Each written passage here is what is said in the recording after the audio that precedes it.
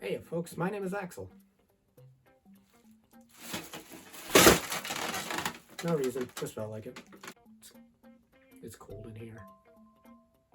The year is 2020, a year known for Mario's 35th anniversary and nothing else.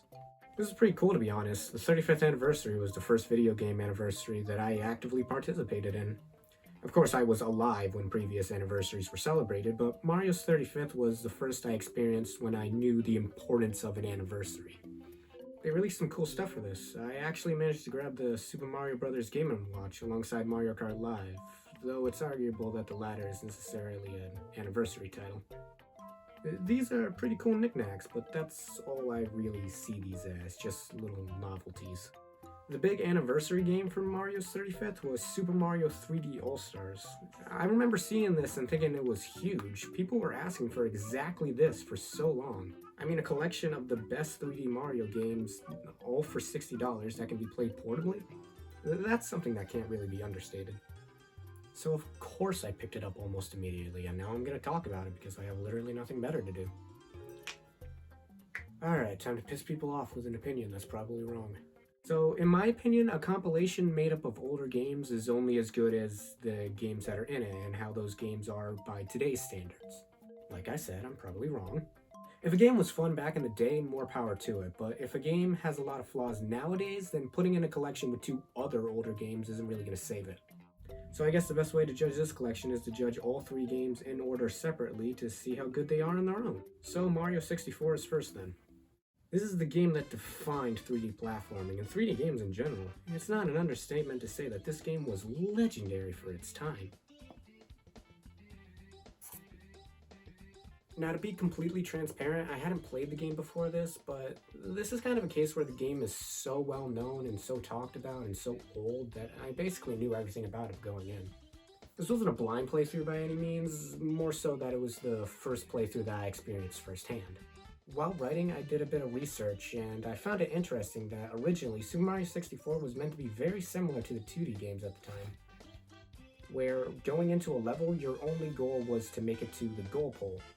But due to hardware limitations and because it was just a little bit more fun, they decided to have less levels overall, but had those levels have multiple objectives that you could explore in them. Rather than having like 100 levels that all had a very similar point A to point B goal, they had 15 main levels that all had 6 different goals in them.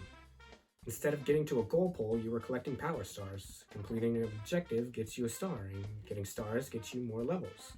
The way these levels are designed is that you can go into a level and do almost anything and complete objectives in almost any order. This game never forces you to complete a certain objective. There's no tutorials or anything. You can just go into a level and have some fun and explore and see if you can figure stuff out on your own. There's this sense of freedom and exploration that you just didn't get with games before it. And I'd even argue that this level of freedom is a bit on the rare side, even today. You start up the game for the first time, then you go into the first level, Bob-omb Battlefield, and then it tells you what the first mission is. So you drop into the level and you're like, okay, so you run around for a little bit and then you see that and you're like, what is that? You decide to investigate it, so you poke around for a little bit and see what you can do, and then you figure out that you can release it, and releasing him gets you a star. This is the last mission in this level, but it's the first one you're likely to do. And I think that's a perfect example for the gameplay itself. This game tells you what you can do, but it never tells you what you have to do. You can make up your own adventure in this game, and you can just do whatever you want. This isn't a game that holds your hand as you walk through a park or something. It's a game that says, hey, this huge, awesome thing is yours. Why don't you go have fun with it? And that's exactly what it is. Fun. So yeah, I really like what this game tried to do for its time, and it's definitely fun for its time, but what about the modern era, and more specifically on the Switch? This game does feel a little bit dated, and that's weird to say seeing how it's on a console now that's more powerful than the original. For one thing, Super Mario 64 is played in 4:3 aspect ratio. Like what? The Super Mario Sunshine was originally played in 4:3, but it was upgraded on Switch to be in widescreen. Why did Nintendo drag their feet with Super Mario 64 specifically? If they could upgrade Sunshine to be in widescreen, why couldn't they upgrade Super Mario 64 to be in widescreen when it's an older game? This doesn't really surprise me though. Nintendo drags their feet a lot when it comes to N64 content. they just seem to hate doing it for some reason, and they always give the most ludicrous excuses. Oh, N64 content is so hard to emulate, we just can't get it right. Here, play Wild Guns instead. But like, widescreen is like probably the most basic upgrade you can make for legacy content. I'm not gonna call myself an expert or anything.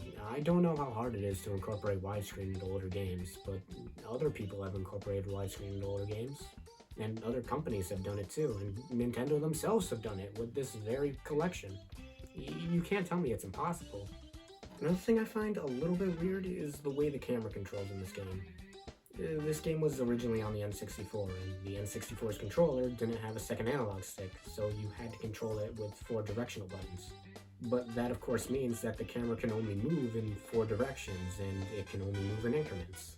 Another thing that's really annoying is that if you're up against a wall, the camera can't move past the wall.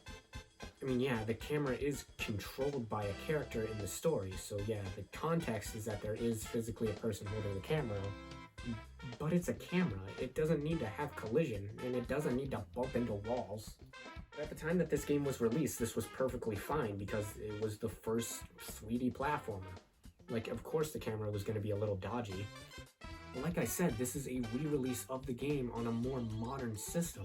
They have a second analog stick now, and that second analog stick still only moves the camera in increments and still bumps into walls. They could have tweaked the camera or something to have it fall more in line with how traditional cameras work, but no, they just didn't. Also, this might be a me thing, but I'm not a big fan of the way Mario controls in this game. There's something about it just feels really floaty to me. Not a big complaint, but just something I noticed. All in all, Super Mario 64 is fine for its time, but I don't think I could recommend the original game to anyone who has more modern taste in gaming. And the version that you will get on Switch is the original version. No tweaks, no improvements, no nothing. It's just a ROM of the game. They could have altered this game just slightly, but they just decided not to. Maybe it was for preserving nostalgia? But then again, I don't really think anyone's going to get too nostalgic over janky camera controls. Sunshine was the mystery of this package for me. I have never played this game before, and I knew very little about it going in, unlike 64. And after going into this game and playing and messing around with it for a little bit, the best way I can think to describe this game is Super Mario 64 2. The controls are similar, the level design is similar, the setup is similar, the camera is similar. So much about this game is similar to Super Mario 64. And that makes a lot of sense. This game is essentially a sequel. Why change what worked before? However, unsimilarly to Super Mario 64, the game is in widescreen now, and the controls have been slightly altered to work with the Switch controller better. Now, I know what you may be saying to yourself. Widescreen and slightly different controls doesn't seem like that big a deal. It seems like the bare minimum they could possibly do. And yes, it is the bare minimum they could possibly do. Why didn't they do it with Super Mario 64? It's the bare minimum. Anyway, this game was designed with 2 control sticks in mind, which means the camera no longer controls in increments. However, and I may be wrong in this, you can't look straight up with the camera, and once again, the camera will physically bump into a wall if you try and move it past it. As if the camera is physically in the environment and has collision or something. Those are also a little bit weird, like in Super Mario 64, but they're nowhere near as bad. And the reason they're nowhere near as bad is that you are equipped with this little guy. Flash Liquid Ultra Dowsing Device, or FLUDGE for short, which allows you to shoot water and hover in the air. And yes, you heard that right. There's a game in existence that has 3D platforming and a jetpack. But this water jetpack makes platforming much easier, and it smooths out the controls a lot. This game is just overall a lot more fun to play. If you like Super Mario 64, you'll like this game. Probably. We discussed this already, my opinions are wrong. Though I will say this game doesn't feel like it got the amount of care that other Mario games have. Like, we just fought this guy. Let me give you an example. Just like in the previous game, this game has 120 stars that you can collect, or shines as they're called here. But throughout the game, you'll find these little blue coins, and they can be traded in for shines. Out of the 120 shines in this game, 24 are gotten through this blue coin system. 10 I would have gotten, 15 if you're pushing it, but 24? It just seems like a lot of filler to me. Alongside this game is very glitchy and it reuses assets and bosses a lot.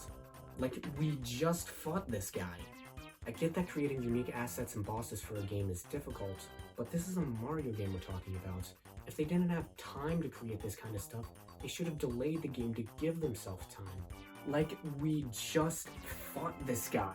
Forgive my ignorance if I'm wrong, but doesn't a lot about this game feel sort of rushed? No further comment. Next! My first console was the Wii, and Galaxy was one of the first Mario games I played. So this was the one that I was most excited to jump back into after so many years, and I can confidently say it's just as good as I remembered it. Galaxy takes a much more linear approach to the formula. You still have multiple missions per level, but you only have access to the part of the level that mission pertains to. A lot of people don't like it when 3D Mario takes a more linear approach, and I can totally see why. Sandbox-style games just feel a little bit better to play. But I'd argue that Galaxy's playstyle is much more efficient design. Since levels are more or less a straight line now, it makes it so you can scale difficulty better and introduce new concepts in more controlled environments. It also allows for much more levels in general. I'm of the opinion that linear design just suits Mario a little bit better. I think Galaxy is the perfect example of Mario. It's just simple fun. There's not much more to say about it. This is basically a perfect game, and if you disagree, you're wrong.